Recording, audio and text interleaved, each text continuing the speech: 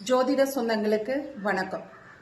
இப்போ ஜாதகம் பார்க்கும் பொழுது நேரில் கேட்கறது, எனக்கு எந்த பக்கம் வாசற்படி இருந்தா எனக்கு அந்த வீடு லக்கா இருக்கும்.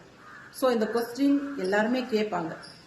இப்போ ஒரு வீட்டில் குறைஞ்சபட்சம் 2 பேர் 3 பேர் 4 பேர் நம்ம வசிக்கிறோம். ஸோ ஒவ்வொருவருக்கும் ஒவ்வொரு விதமான ஜாதக அமைப்பு, ஒவ்வொருவரும் ஒவ்வொரு விதமான நட்சத்திரம், ராசி, லக்ன பாவகத்துல நம்ம பிறந்திருப்போம்.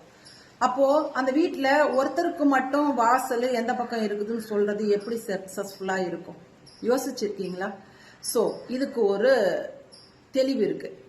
இப்போ நாம குடியிருக்கிற வீட்டுல, நான் வாடகை வீடு இல்லாம சொந்த வீட்டுக்காரங்களுக்கு சொல்றேன், குடியிருக்கிற ஒரு வீட்டில் அந்த மனைக்கு உரியவர் யாரோ, அந்த மனை யார் பெயர்ல இருக்குதோ, யார் பேருக்கு ரிஜிஸ்ட்ரேஷன் செய்யப்பட்டிருக்குதோ, அவங்க அந்த மனையில பிறந்தவங்க, அந்த ஜாதகர் எந்த லக்னத்தின் அடிப்படையில பிறந்திருக்கிறாரோ அந்த லக்ன பாவகத்துக்கு உண்டான தலைவாசல் தான் சிறப்பானதாக இருக்கும்.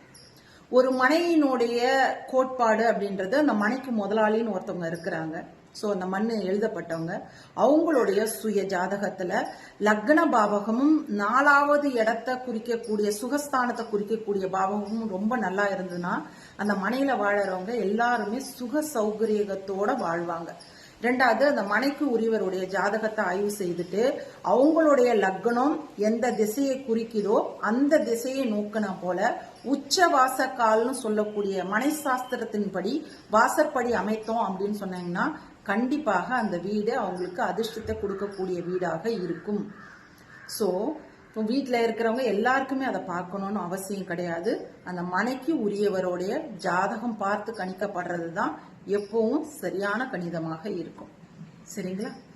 ஸோ வாழ்க வையகம், வாழ்க வளமுடன். வணக்கம்.